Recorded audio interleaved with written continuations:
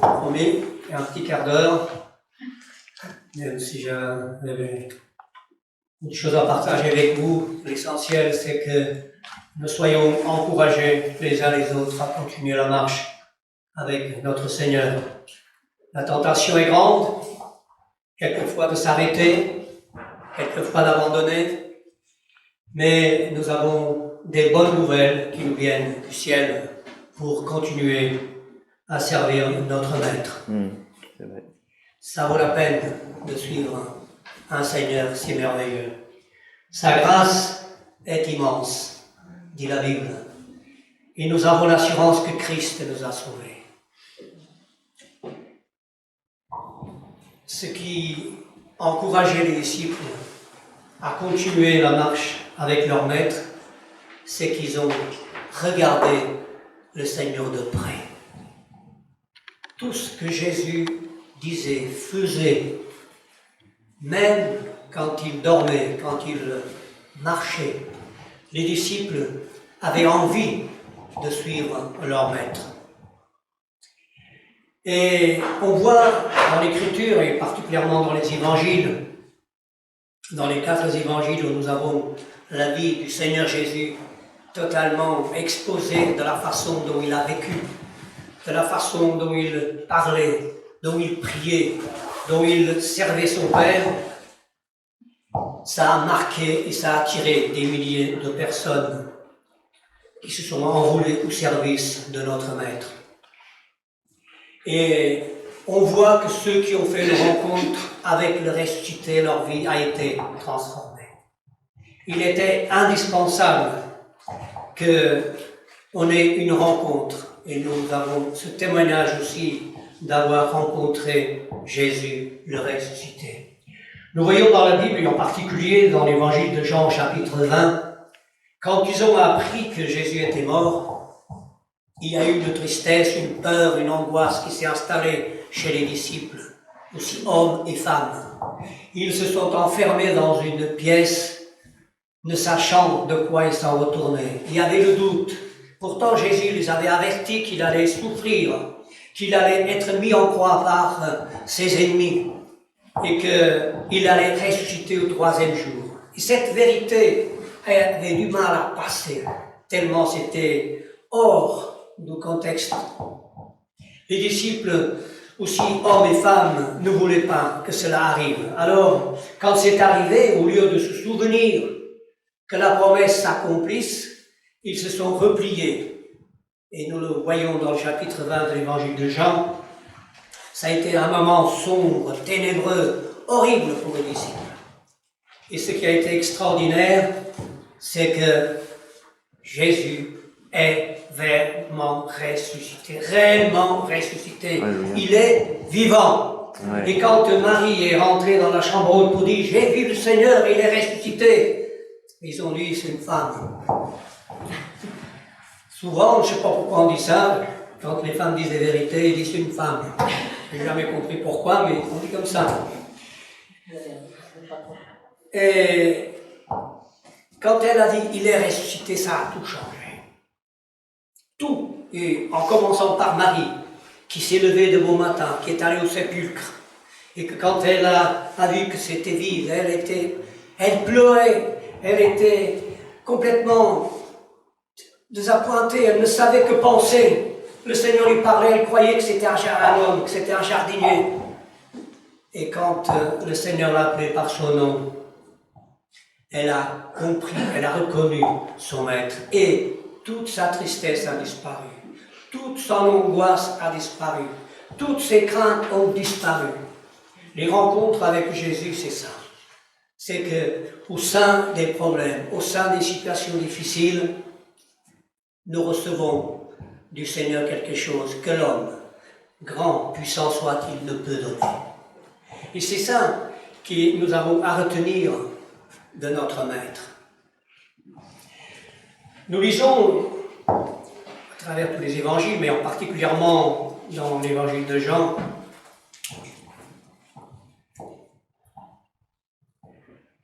j'avais beaucoup de textes à vous lire, mais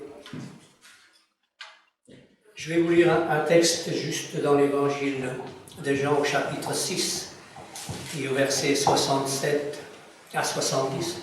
C'est le chapitre 6 le plus long de l'évangile de Jean. Tout se tourne autour de 40 versets. Celui-là, il en a 70. Et j'ai lu, j'aime pas trop, je suis pas très matheux, moi je sais juste les tables, je sais juste lire et écrire comme on disait, mais je me suis amusé à voir combien de versets y avait-il dans l'évangile de Jean. Et j'en ai trouvé, bien sûr, 879. Et j'ai vu que finalement, on peut apprendre très vite, par cœur, les versets bibliques. C'est toute une discipline, mais ça vaut le coup. Parce que c'est quand nous avons gravé la parole de Dieu dans notre cœur que nous savons répondre à ce qui nous arrive de bon et de moins bon. Et là, nous avons dans ce texte de l'évangile de Jean au chapitre 6, le verset 67 et 70, ce sont des versets qui sont tristes d'un côté, mais encourageants de l'autre. Et vous vous en doutez de quoi il s'agit. Jésus il avait parlé à ses disciples, dans l'ensemble de ses disciples, des choses assez particulières. Vous pouvez lire ce chapitre 6. Et il était dit à la fin de son discours, et c'est là où je commence à le lire, dès ce moment, chapitre 6, verset 67, dès ce moment, plusieurs de ses disciples se retirèrent, ils n'allaient plus avec Jésus. Jésus dit, donc dit aux disciples, aux 12 en particulier, et vous, ne voulez pas aussi vous en aller? Alors Simon-Pierre lui répondit, Seigneur, où irions-nous?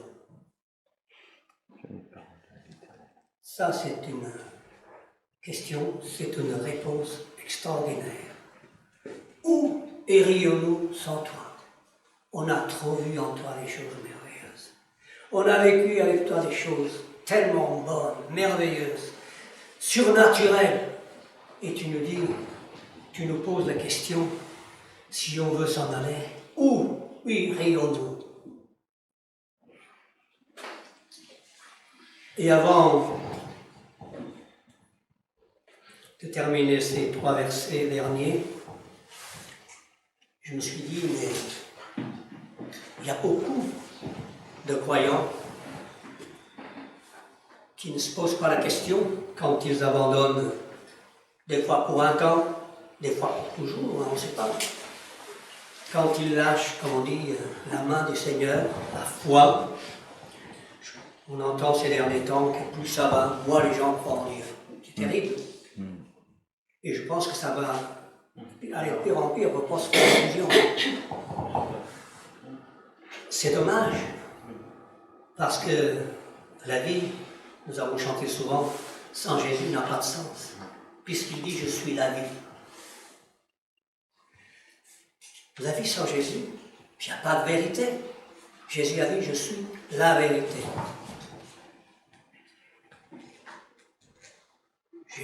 Sans Jésus, il n'y en a pas de chemin. On est complètement aveuglé. Pourquoi? Jésus a dit, je suis le chemin.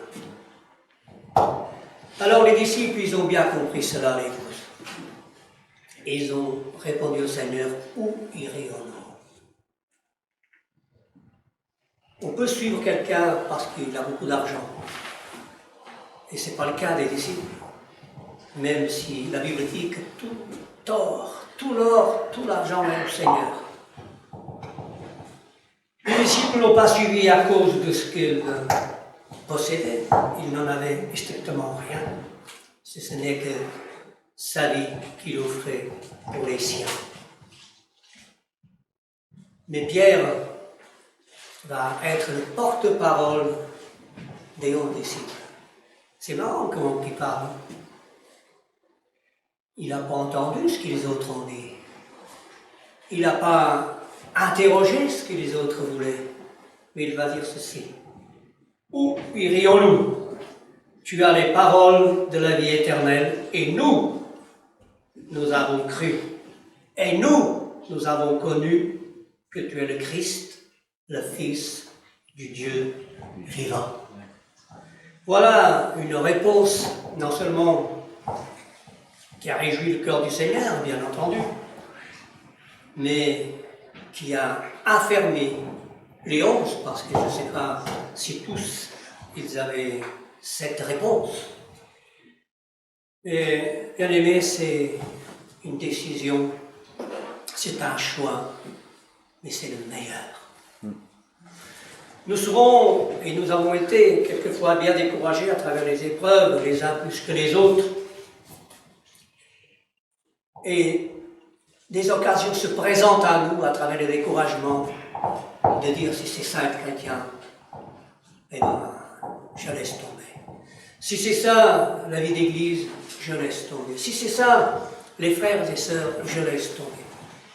Ça peut traverser l'esprit de chacun. Il ne faut pas se voiler la face. Et notre réponse, c'est se souvenir. Vous savez, souvent, on proclame Jésus ressuscité, Jésus vivant à Pâques. Et c'est bien. Il y a beaucoup de chrétiens qui se réunissent et puis, ensemble, on crie bien haut, Jésus est réellement ressuscité. Il est ressuscité. Amen. Et puis, à Noël, on se rappelle davantage qu'un enfant nous est né, un sauveur nous est donné. Mais c'est juste de se rappeler qu'une fois par an de cela. Non, ce n'est pas juste. Nous devons nous lever le matin dans nos prières quotidiennes, pour ceux qui prient le matin ou le soir, peu importe.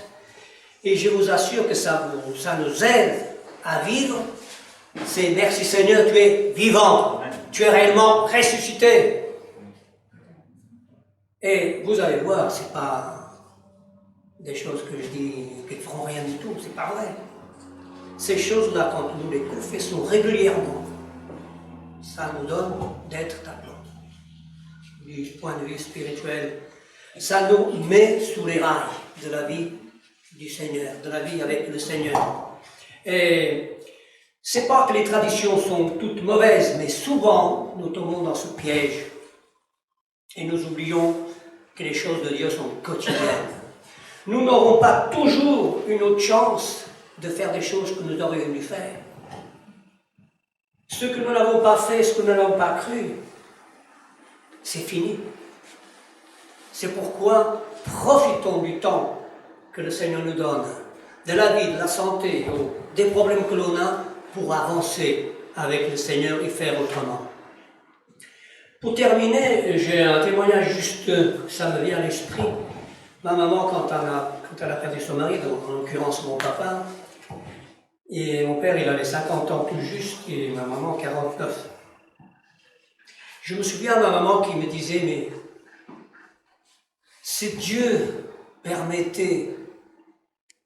me permettait une deuxième chance pour que je n'ai pas fait les bêtises que j'ai fait, que j'ai pas assez aimé, que j'ai pas assez chouchouté mon mari, que j'ai pas, vous voyez, les regrets. On n'aura pas deux fois l'occasion, ici-bas, de servir le Seigneur. Une fois notre voyage terminé, tout est terminé. Nous aurons une vie avec Dieu pour l'éternité, et tous les occasions que nous avons eues ou pas eues, mais cela nous encourage, frères et sœurs, à saisir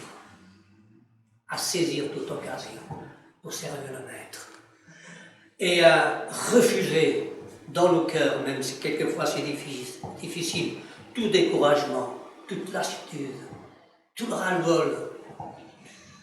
Vous savez qu'il faut dire la vérité, ça arrive quand même.